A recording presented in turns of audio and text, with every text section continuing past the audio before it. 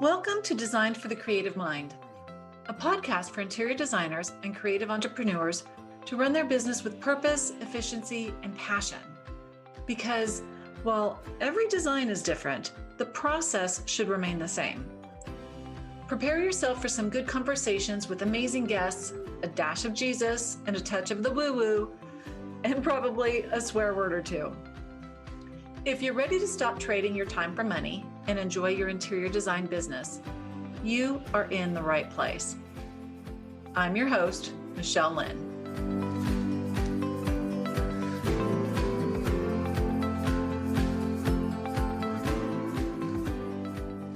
Hey y'all, welcome back to the Design for the Creative Mind podcast. I was looking at my notes for last week's podcast, talking about kind of what the mission is for the Design for the Creative Mind platform and our podcast, and just the overall journey of that I've taken from baby designer to a big girl business owner. And I think I wrapped it up that way, just kind of talking about what's actually possible.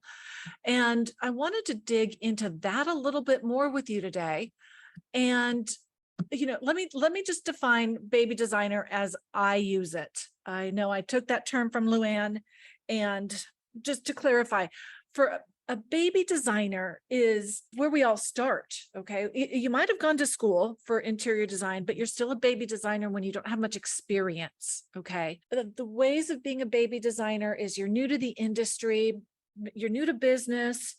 Maybe you went to school for design, maybe you didn't. So you're just dipping your foot into this industry, and you could be a baby designer for years. If that's what you choose to do, you can be a baby designer for years, or you can make choices and move yourself up and out of there. But being a baby designer shows up as you're still charging hourly fees, and that hourly fee is like $100. You are a people pleaser and you don't have boundaries. And y'all, I'm saying all of this with love, because this is where I've been there. I get it. And this is what I see with the students that I work with. And I'll refer to them as bakers, because it's the Interior Design Business Bakery is my coaching and mentorship program. So if I say bakers, I'm not talking about somebody who's making cookies or birthday cakes.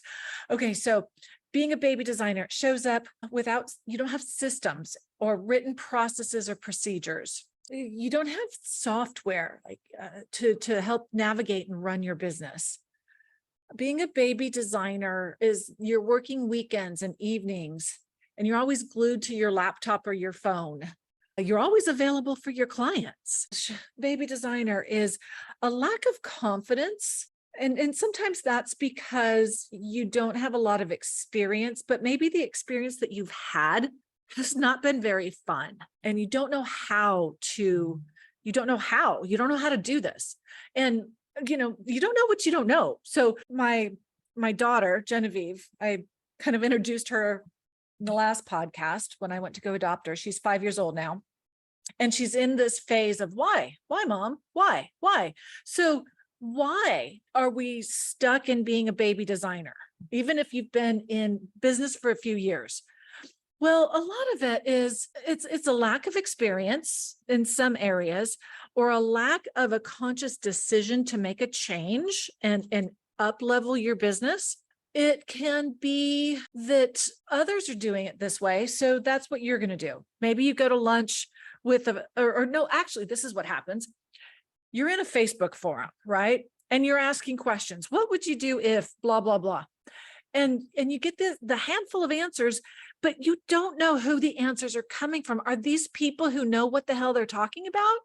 Or are they just on Facebook because they can't run a business, so they're going to pretend like they're successful and answer your question like they know what the heck they're talking about? Okay, but they're dead ass broke. So side note there is, when you are asking questions in the free Facebook forums, and I have one, okay? In fact, gratuitous plug, the Interior Designers Business Launchpad is my forum. It's my Facebook group. We do a lot of live training there as well. So I would suggest joining that, but don't take advice from strangers that don't have a track record. So that's what I mean. Like, others are doing it this way, so that's the way you do it. So you're getting advice on a free Facebook group from somebody who calls themselves a designer, but they're actually sitting at their computer in an office and they're actually in a completely different industry. So that's I'm not going to beat a dead horse, but you know what I'm saying. So another reason why, we get stuck as a baby designer is, again, if we don't choose to up level and educate ourselves. But oftentimes our identity is wrapped into the business. So our boundaries are blurred. And what I mean by that is it's a small business and it's us and it's ours. So sometimes the clients do that for us because they're like, well, why can't you give me your discount? And it's like, okay, well, you're asking me, but this is really my business. So it's hard to have those boundaries sometimes. And oh my gosh, y'all, there's also our mind. Like, this is a huge part of it. Our mind is not our friend. Let's just put it that way. Our mind is it's an ancient software. It's an ancient software that was created with the intention to protect us. Our mind was always looking for what was wrong when we were running from saber-toothed tigers, okay, or a tribe coming to pillage our village and take our women and children. Okay, our mind is always looking for what's wrong. It's looking to say, okay, well, if I'm running, where's the cliff? And so our mind, even today, it's always looking for what's wrong. And so we're thinking these thoughts about what's wrong. Like, I'm not good enough. I didn't go to school for this. I don't run in these circles. Like, I don't have money. I don't understand this. I'm not good enough. I'm not worthy of success. I'm not worthy because I didn't go to school for design, even though my designs are freaking beautiful and even prettier than some things I see in magazines, but I'm not worthy of charging more than $100 an hour. I'm not worthy of making a good living off of this. Okay, there's a lot that goes into this. Does any of this sound familiar? I know that I've had these thoughts. I still do. It's like that imposter syndrome still sneaks up. It still sneaks up. But I'm here to tell you that you have thoughts. You are not your thoughts. Okay, they become beliefs. They almost become who we are, but it's not accurate. You have thoughts. You are not your thoughts. You have fingernails and you are not your fingernails. Okay, so a lot of times there are just these stories that we grew up with. So I'll tell you, I grew up reading Danielle Steele. Okay, I'm going to date myself. So I'm 50 something years old, 53. So back in the 80s and 90s, I was just devouring Danielle Steele novels. Okay, they're so cheesy. I look back now, they're so cheesy. My mom actually blames those books for my highfalutin taste, as she calls it. And she's probably right, because I was never exposed to anything. I wasn't exposed to wealth. We grew up poor. That's a whole different story. Like, we grew up poor. We were so poor, we couldn't afford the R. We were poor. But anyway, so back to Danielle Steele. I was reading her books and, the heroine, the main character. I mean, she's always got like the perfect wardrobe or multiple cars, multiple homes, the perfect children. Now, it's not always how they start, but that's how her books end, if I recall correctly. This is my interpretation of what I read like 30 years ago. Okay, never mind. So then she's always got the perfect husband and this job that just jet sets her around and all these things. So when I was growing up, that's what I want. And I can do that. I'm worthy of it.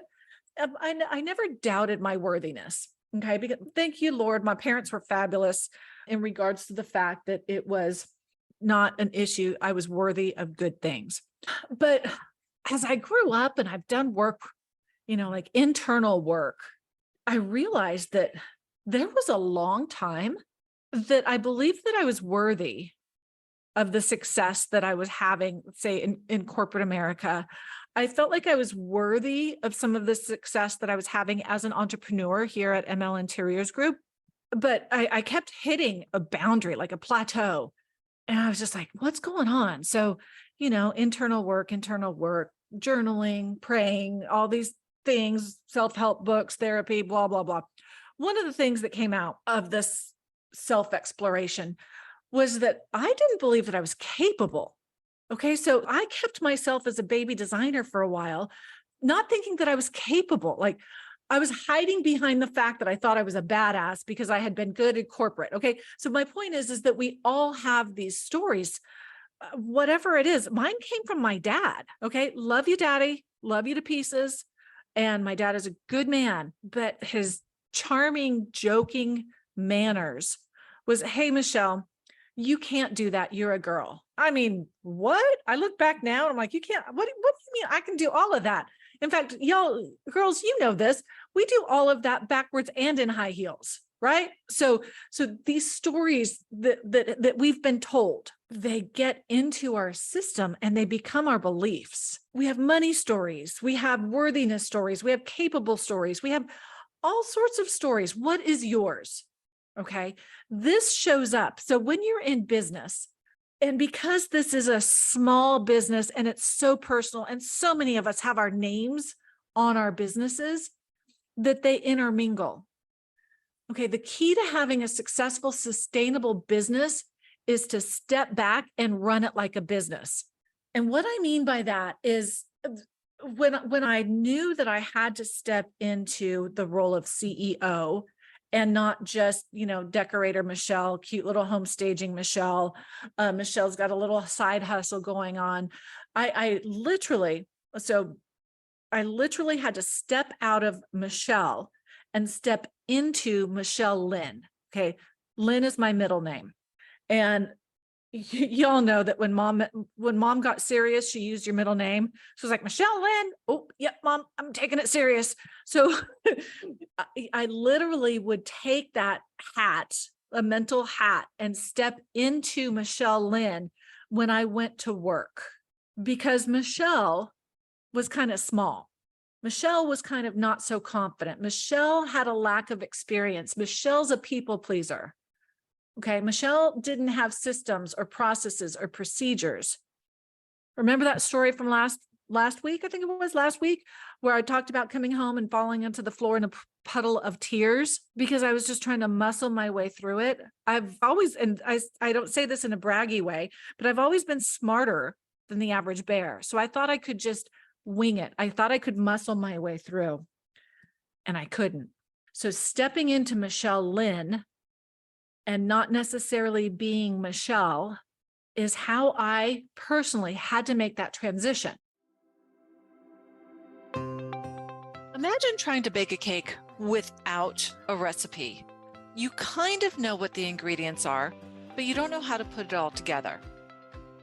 After lots of hard work and trying different combinations, all you are left with is a sticky situation and a stomachache. Babe, running an interior design business can feel exactly that same way. That is why I created the Interior Design Business Bakery. This is a program that teaches you how to bake your interior design business cake and eat it too. If you don't want to figure out the hard way and you want guidance to follow, a recipe that has already been vetted, someone that has already been there and done it and will help you do it too, then check out the year-long mentorship and coaching program, the Interior Design Business Bakery.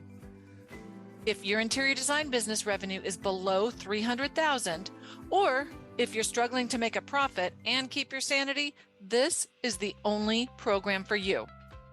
You can find that information at designedforthecreativemind.com/business-bakery. Check it out.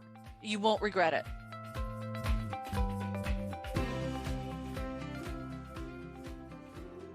So you transition from this baby designer mentality into a big girl business owner. And what does this look like? Okay, that doesn't mean like everybody has a different version of success or a different vision of success. So as we're talking today, or as we're talking on the podcast, my version of success is not going to be your version of success. Your vision of success is not going to be somebody else's vision of success. Okay, vision, version, they're all interchangeable. What does it look like for you? Whether you want to, have a multi-seven-figure design business, or multi-6-figure design business, that's moving towards your big girl business. Okay. Multi-6 could be $250,000 in revenue.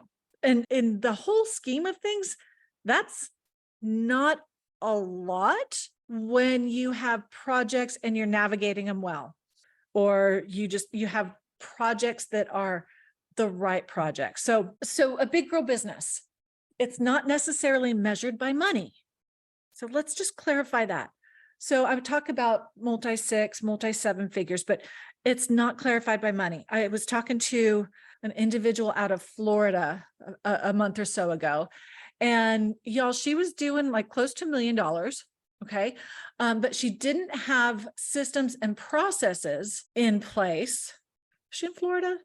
No, I think she was in Virginia, but I guess that's neither here nor there, is it? So anyway, I was talking to somebody the other day. She had hit 7 figures in her revenue, but she didn't have systems and processes. So she was running her booty off. Okay. Her team was running their booty off, not necessarily knowing what to do.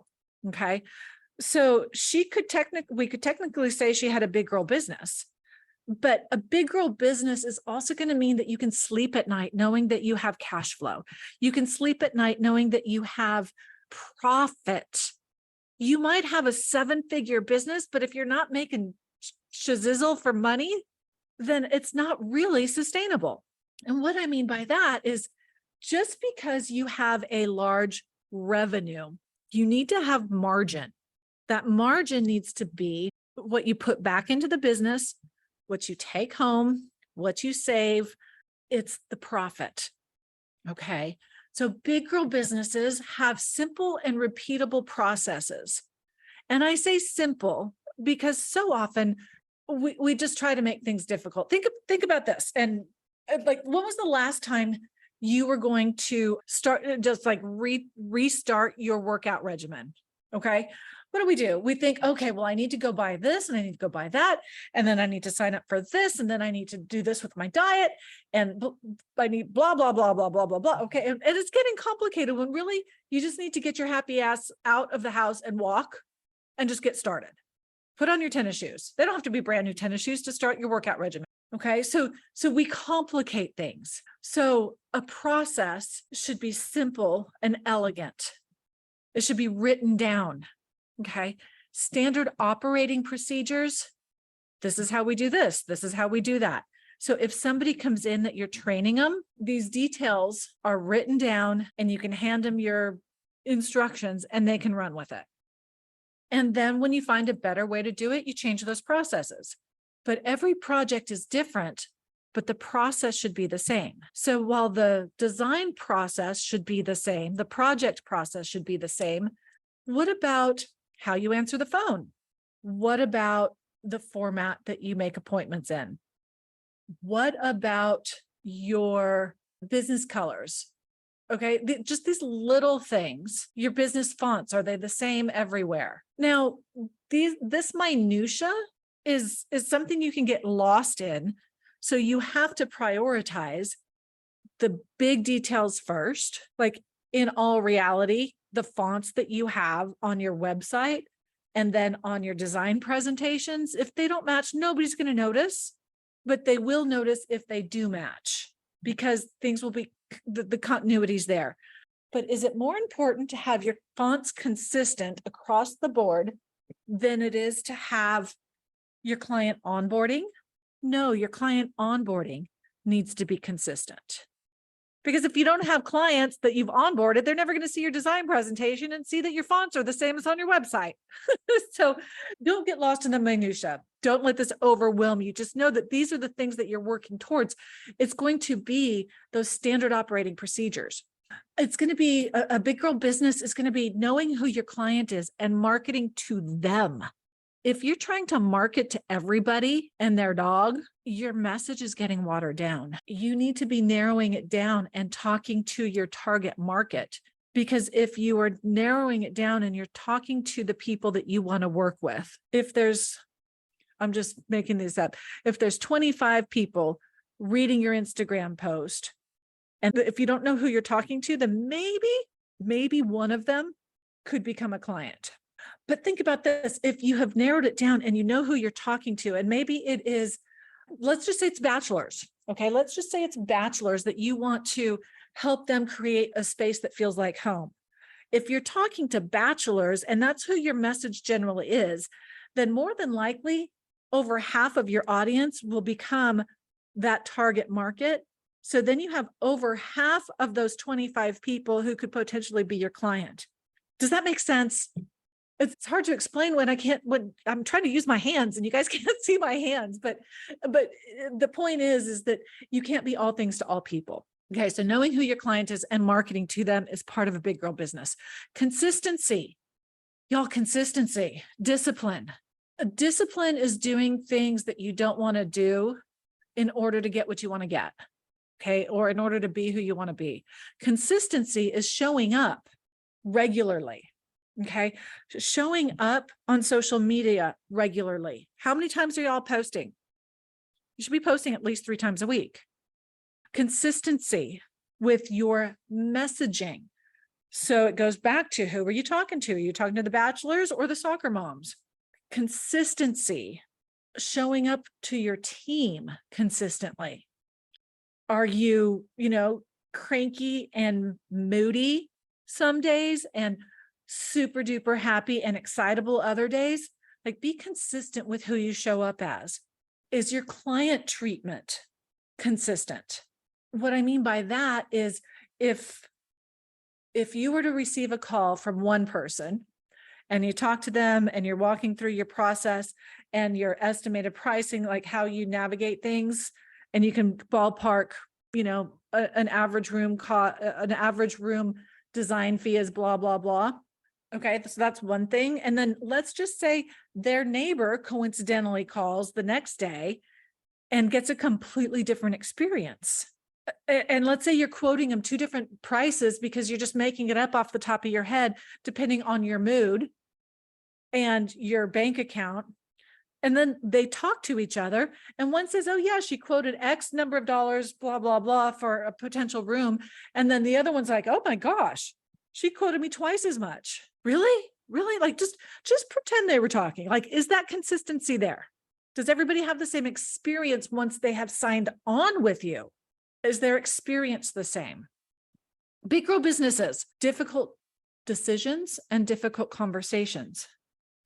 Y'all, I just experienced this one like straight between the eyes last month. I had 2 team members who went and started their own business, interior design business, unbeknownst to me, on my time. Very key employees. One had been with me for 8 years. Difficult decision. Sorry, babe, you're out. Difficult conversation.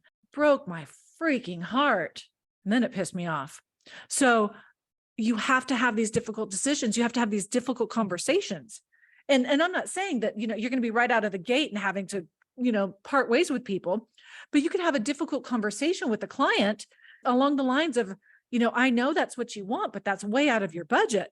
Or just having a difficult conversation of saying that, I know that you're having a graduation party in May, but your kitchen's not going to be finished by then because the appliances are back ordered. Okay, that's a difficult conversation too. Difficult decisions.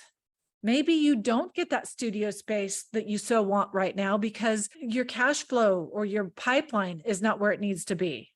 Okay, so those are difficult decisions. A difficult decision could be that, oh my gosh, I'm making that decision to get the studio. So difficult is both, positive or negative, because really that's just kind of perception, but difficult decisions. Okay, you know what else a big girl business is? What it looks like? It looks like you have weekends off, okay? Now, every so often, yes, there are times that you work a weekend.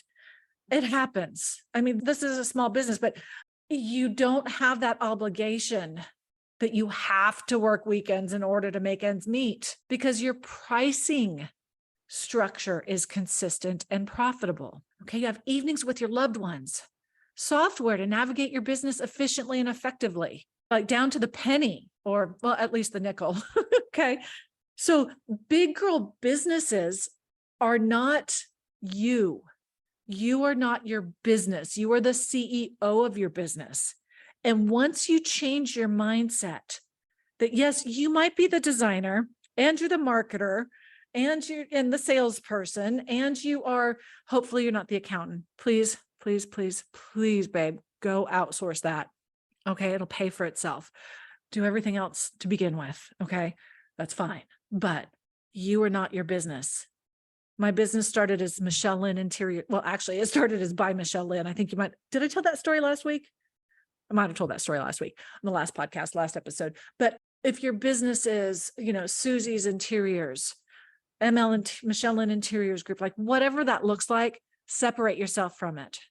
When a client asks you for part of your trade pricing, they're going to call it a discount. It's not a discount, buddy. It's my trade pricing. This is a perk of my business where I turn around and I have a revenue stream. Or if they ask you, can you lower your price? Okay. You are not Susie of Susie Interiors. You are not Michelle of Michelle Lynn Interiors Group. Okay. You are the CEO. Can you lower your price? That was a little more than I was expecting, is what they ask you. You can say, absolutely. What room would you like to leave off? Okay. Don't say it in that tone of voice. That was very sarcastic. That would not be a big girl thing to do. But my point is that I think this season of the podcast, we're going to be talking about like what's actually possible. How do you get from a baby designer to a big girl business? I'm going to be sharing a lot of those ingredients. That's what we're going to be talking about this season. So in the meantime, take a look at the Interior Designers Business Launchpad on Facebook. Okay. Yes, I know it's one of those free Facebook forums, but I go live there on a regular basis. We have workshops in there and so forth. So in addition to the podcast, I just love serving this industry. And thanks for listening. Thanks for listening to the Design for the Creative Mind podcast. For more resources, head on over to my Instagram of the same name, Design for the Creative Mind, and the website, designforthecreativemind.com. So I'll catch you on the next episode. Hey, y'all. If you love the show and find it useful, I would really appreciate it if you would share with your friends and followers. And if you like what you're hearing, want to put a face with a name, and get even more business advice, then join me in my Facebook group, the Interior Designers Business Launchpad. Yeah, I know, it's Facebook. But just come on in for the training and then leave without scrolling your feed. It's fun. I promise you'll enjoy it. And finally, I hear it's good for business to get ratings on your podcasts. So please drop yours on whatever platform you use to listen to this. We're all about community over competition. So let's work on elevating our industry one designer at a time. See you next time.